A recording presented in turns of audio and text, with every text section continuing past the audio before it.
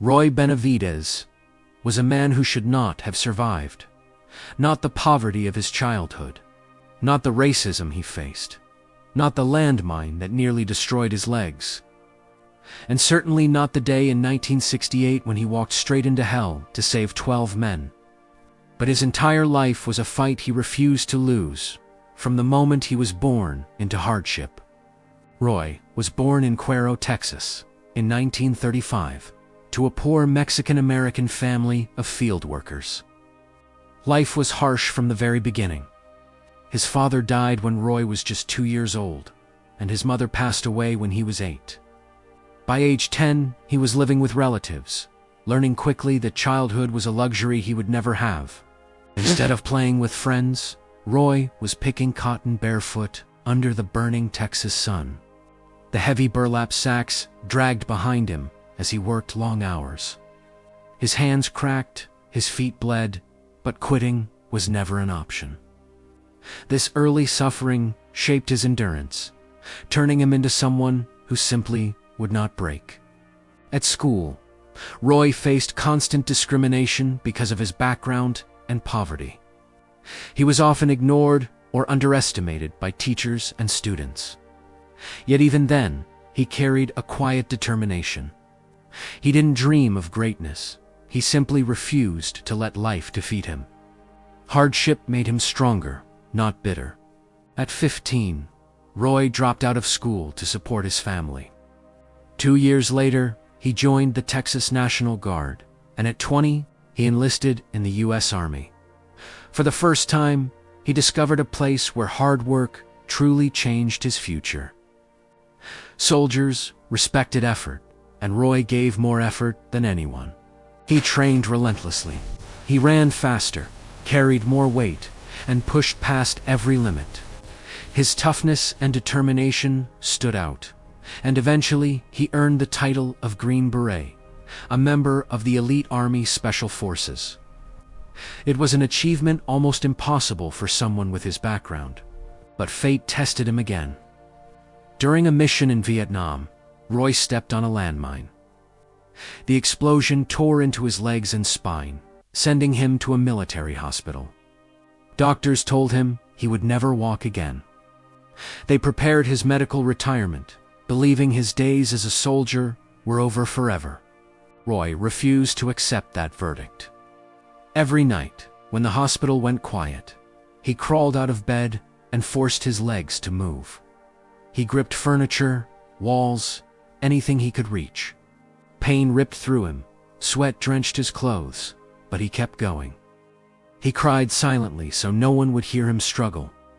Inch by inch, night after night, he trained muscles doctors believed were dead.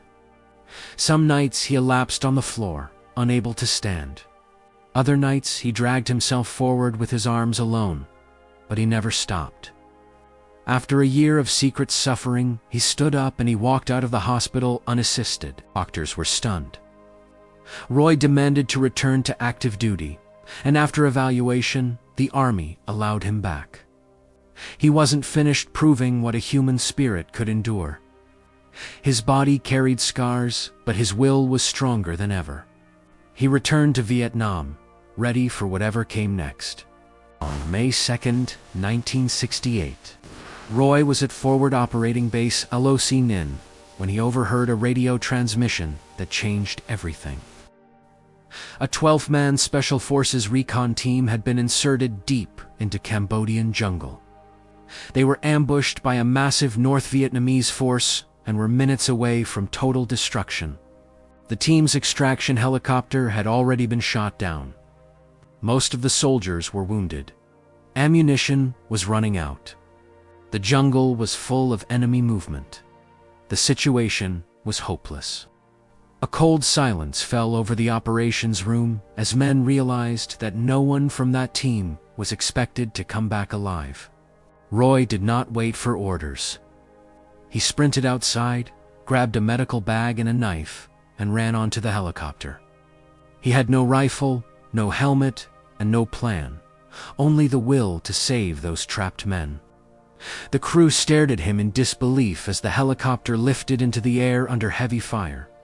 As the helicopter approached the landing zone, bullets tore through the air, punching holes through the metal skin. RPG explosions shook the jungle. The pilot shouted that he couldn't land.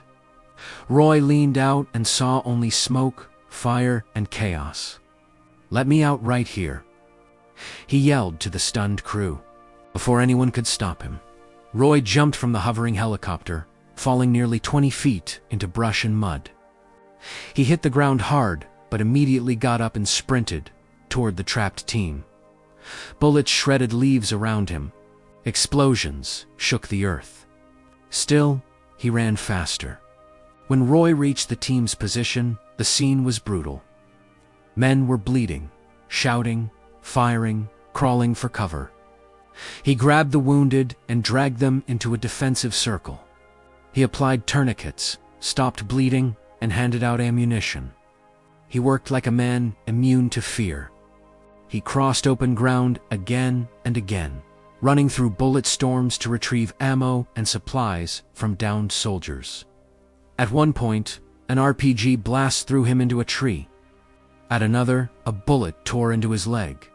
But Roy didn't slow down. Pain became fuel. Survival became mission. During the 6-hour firefight, Roy was wounded, repeatedly shot in the arm, the thigh, the head.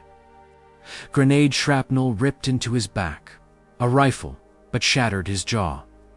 An enemy bayonet sliced into his hands as he fought hand-to-hand. But every time he fell, he forced himself back up. One moment defined him. An enemy soldier charged him with a rifle. Roy, already bleeding heavily, lunged forward and killed him with his knife. Seconds later, he lifted a wounded soldier over his shoulders and fired a weapon with his free hand while carrying him through enemy fire. He coordinated airstrikes, called for reinforcements, and kept the wounded alive with improvised medical techniques. He became the center of the battlefield, moving, shouting, firing, dragging bodies. Soldiers later said he looked like a man possessed, refusing to die until his mission was done.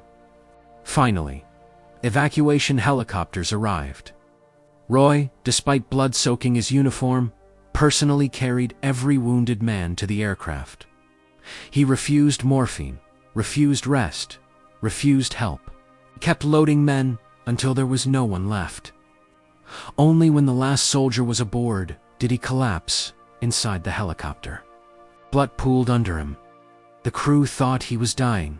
One soldier tried to hold his hand, but Roy slipped into unconsciousness. By the time they reached the base, he had almost no pulse. Medics believed he was dead. They laid him among the bodies and prepared a black body bag. A doctor leaned over him to check for signs of life. He saw no movement. Roy's eyes were closed. His skin was cold. The doctor began to zip the bag closed, and suddenly Roy spit in his face. Shocked, the doctor shouted for help.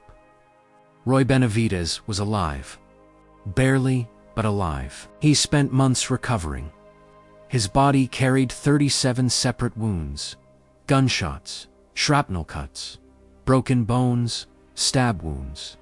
Nurses couldn't believe one man could survive that much damage. But Roy's willpower had always been stronger than his flesh. Slowly, painfully, he healed again. The army took years to fully understand the scale of his actions. Some believed the reports were exaggerated. Others doubted one man could do so much. But every survivor confirmed the story. Eventually, the truth became undeniable. Roy Benavidez had saved an entire team single-handedly. In 1981, 13 years after the battle, President Ronald Reagan placed the Medal of Honor around Roy's neck. Reagan read the citation aloud, a long list of heroics so unbelievable that he famously remarked, "If this were a movie script, no one would believe it." Roy simply stood proud but humble. He never boasted about what he did. When reporters asked how he found the courage, he said, "I'm just a soldier. I did my job." And when the Medal of Honor ceremony ended, he quietly told the crowd, "This medal belongs to the men who didn't come home." For the rest of his life, Roy visited schools, military bases, and even prisons, sharing his message of determination and sacrifice. He told young people that their past did not define them, only their choices did. He became a mentor to thousands who saw him as proof that greatness can come from anywhere. He died in 1998, leaving behind a legacy carried not just by medals, but by the men whose lives he saved and the generations he inspired. Today, his name stands among America's greatest heroes, a symbol of courage, resilience, and the power of the human spirit against impossible odds. Roy Benavidez should not have survived poverty, discrimination, a landmine, or 6 hours of hell under enemy fire. Yet he did more than survive. He rose above every hardship to become a legend. His story remains a reminder that courage is not the absence of fear, but the decision to keep moving forward, no matter the cost.